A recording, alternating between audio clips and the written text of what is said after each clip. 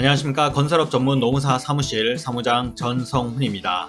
오늘은 일용근로자 국민연금 자격취득일 예시 그 두 번째 시간을 가져보도록 하겠습니다. 먼저 화면을 통해서 설명을 드리도록 할게요. 자, 첫 번째 사례입니다. 근로시작일로부터 해당 월 말일까지 8일 또는 소득이 220만원 미만 근로하였으나 근로시작일이 속한 달의 다음 달 초일부터 말일까지 8일 또는 소득이 220만원 이상 근로한 경우 취득일은 8월 1일이 되고 상실일은 10월 1일이 되겠습니다. 근로시작일부터 해당 월 말일까지 8일 미만 또는 소득이 220만원 미만이었으나 근로시작일이 속한 다음 달의 초일부터 말일까지 8일 이상 근로했기 때문에 8월 1일자로 취득일을 잡아주시면 되고요. 근로시작일이 속한 다음 달부터는 초일부터 말일까지로 최종 근로일이 속한 다음 달의 초일로 상실신고를 하면 되니까 10월 1일자로 상실신고를 해주시면 되겠습니다. 동일한 사례로 사업장 기준으로 살펴보도록 하겠습니다. 홍길동이란 근로자가 A 현장에 7월에 3일, 8월에 4일, 9월에 4일 근로한 경우 A 현장만 봤을 때는 가입 대상은 아닙니다. 그리고 B 현장은 8월에 4일, 9월에 4일이기 때문에 B 현장만 봐서는 가입 대상이 아니지만 사업장 기준으로 봤을 때 이 홍길동이란 근로자는 7월에 3일, 8월에 8일, 9월에 8일 근로했기 때문에 가입 대상이 된다는 거죠. 이때 취득일은 8월 1일, 상실일은 10월 1일이 되는데 사업장 기준으로 근로시작일부터 해당 월 말일까지 8일 미만 또는 소득 220만원 미만이나 근로시작일이 속한 달에 다음 달 초일부터 말일까지 합산한 일수가 8일 이상 근로하였기 때문에 근로시작일이 속한 다음 달 초일로 취득신고를 넣어주면 되겠습니다. 그게 바로 8월 1일이 되겠죠. 그리고 근로시작일이 속한 달에 다음 달부터는 초일부터 말일까지로 최종 근로일이 속한 달에 다음 달 초일로 상실신고를 하시면 되겠습니다. 그럼 10월 1일자로 상실신고하면 되겠죠. 다음 사례를 한번 살펴보도록 하겠습니다. 근로시작일부터 근로하여 해당 월 말일까지는 8일 미만 근로하고 근로시작일이 속한 달에 다음 달 초일부터 말일까지는 8일 또는 소득이 220만원 이상 근로한 경우에는 취득일은 8월 1일, 상실일은 9월 1일자로 하시면 되겠습니다. 근로시작일부터 해당 월 말일까지는 8일 미만 또는 소득이 220만원 미만이나 근로시작일이 속한 달에 다음 달 초일부터 말일까지는 8일 이상 근로하였기 때문에 8월 1일자로 취득신고하시면 되겠고 최종 근로일이 속한 달에 8일 또는 소득이 220만원 이상 근로하였으므로 최종 근로일이 속한 달에 다음 달 초일로 상실신고를 하시면 되겠습니다. 그래서 9월 1일이 상실일자가 되겠습니다. 동일한 내용으로 사업장 기준으로 살펴보면 홍길동이란 근로자가 A 현장 7월에 3일, 8월에 4일 근로한 경우 A 현장에 대한 가입 대상은 아닙니다. B 현장도 마찬가지 8월에 4일만 근로했기 때문에 가입 대상은 아니지만 사업장 기준으로 본다면 홍길동이란 근로자는 7월에 3일, 8월에 8일을 근로하게 된 겁니다.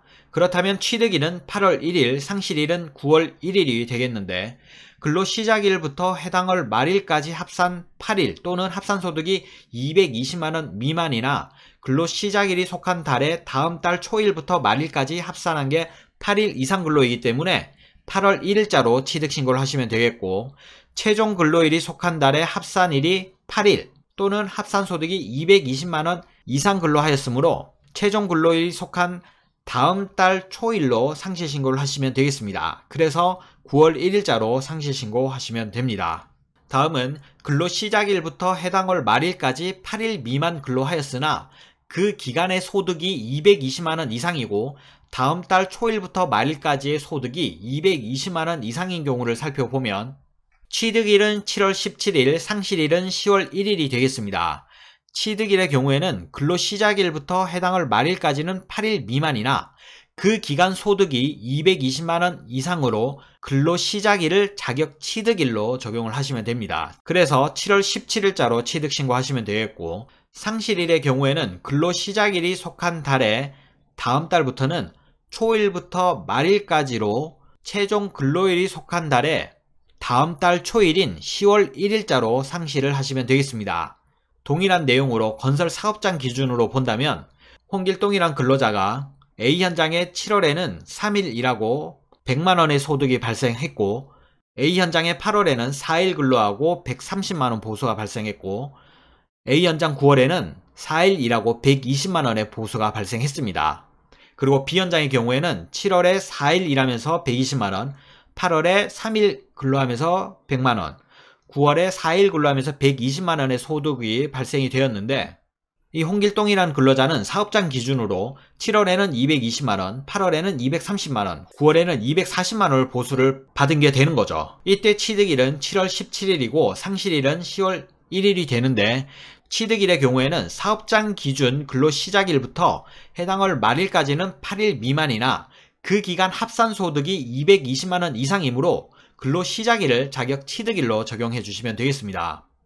상실일의 경우에는 근로시작일이 속한 달의 다음 달부터는 초일부터 말일까지로 최종 근로일이 속한 달의 다음 달 초일로 상실신고를 하시면 되겠습니다. 그래서 10월 1일자로 상실신고를 하시면 되겠습니다. 다음 최종 근로일이 속한 달에 8일 또는 소득 220만원 이상 근로한 경우를 살펴보면 취득일은 7월 17일, 상실일은 10월 1일이 되겠습니다. 취득일의 경우에는 근로시작일부터 해당월 말일까지 8일 이상 근로하고 다음 달 초일부터 말일까지 8일 이상 근로하였기 때문에 근로시작일을 자격 취득일로 적용하여 7월 17일자로 취득신고하시면 되겠고 상실일의 경우에는 1개월의 판단을 근로시작일부터 말일까지고 근로시작일이 속한 달에 다음 달부터는 초일부터 말일까지로 최종 근로일이 속한 다음 달 초일인 10월 1일자로 상실신고를 하시면 되겠습니다. 동일한 내용으로 사업장 기준으로 살펴보면 홍길동이라는 근로자가 A 현장에 7월엔 4일, 8월엔 4일, 9월에 4일 근로하였고 B 현장에 7월에 4일, 8월에 4일, 9월에 4일 근로하였지만 홍길동이라는 근로자는 해당 사업장에 7월엔 8일, 8월엔 8일, 9월에 8일 근로하였기 때문에 취득일자는 7월 17일, 상실일자는 10월 1일이 되겠습니다. 사업장 기준으로 근로시작일부터 해당월 말일까지 합산 8일 이상 근로하였고 다음 달 초일부터 8일까지는 8일 이상 근로하였기 때문에 근로시작일인 7월 17일자로 자격 취득일을 적용하시면 되겠고 1개월 판단을 근로시작일부터 말일까지 그리고 근로시작일 속한 달의 다음 달부터는 초일부터 말일까지로 최종 근로일이 속한 달의 다음 달 초일로 10월 1일자로 상실신고하시면 되겠습니다. 자, 마지막 예시를 한번 살펴보도록 하겠습니다.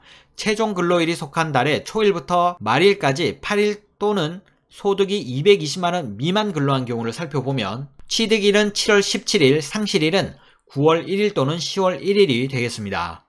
취득일의 경우에는 근로시작일부터 해당월 말일까지 8일 이상 근로하고 다음 달 초일부터 말일까지는 8일 이상 근로하였기 때문에 근로시작일을 자격 취득일로 적용하시면 된다는 거죠. 상실일의 경우에는 최종 근로일이 속한 달에 8일 미만 또는 월소득 220만원 미만이므로 최종 근로일이 속한 달의 초일인 9월 1일 또는 최종 근로일이 속한 다음 달의 초일인 10월 1일로 상실신고를 하면 되는데 원칙은 9월 1일로 상실신고를 하시면 된다라고 보시면 되고 예외적으로 사용자와 근로자가 희망하면 10월 1일로 할 수 있다라고 이해하시면 되겠습니다.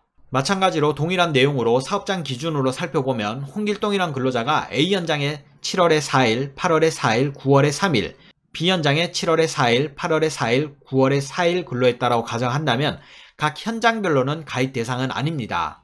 하지만 홍길동이란 근로자는 해당 사업장에 7월에 8일, 8월에 8일, 9월에 7일을 근로하였기 때문에 취득일은 7월 17일, 상실일은 9월 1일 또는 10월 1일이 되겠습니다. 취득일의 경우 사업장 기준으로 근로시작일부터 해당월 말일까지 합산 8일 이상 근로하였고 다음 달 초일부터 말일까지 합산 8일 이상 근로하였기 때문에 근로시작일을 자격 취득일로 적용하시면 되고 상실일의 경우에는 최종 근로일이 속한 달에 합산 8일 미만 또는 합산소득이 220만원 미만이므로 최종 근로일이 속한 달인 초일 9월 1일로 상실신고하는 게 기본 원칙이고 예외적으로 근로자와 사용자가 희망을 한다면 최종 근로일이 속한 다음 달인 10월 1일로 상실신고할 수 있다라고 이해하시면 되겠습니다.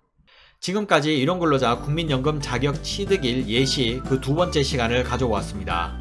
추가 궁금하신 사항은 건설로무 카페를 통해서 질문 주시면 답변 드리도록 하겠습니다. 사무장 전성훈이었습니다. 감사합니다.